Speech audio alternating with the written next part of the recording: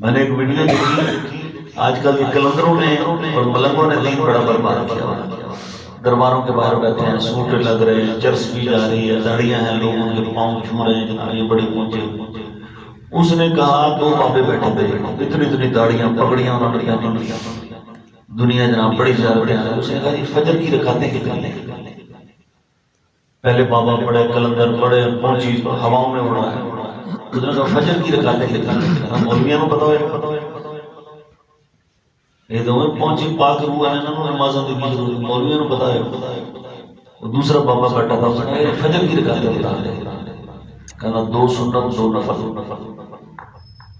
کہنا پھر سوچ رہے دو سنت دو نفل۔ دوسرے بابے سے پوچھا، ہاں جی یہ صحیح بتا رہے ہیں؟ کہا جی بزرگ ہے، سفید داڑھی تو تھوڑی کی تھی۔ یعنی کہ یہ دین کی ہماری اس وقت کیفیت ہے۔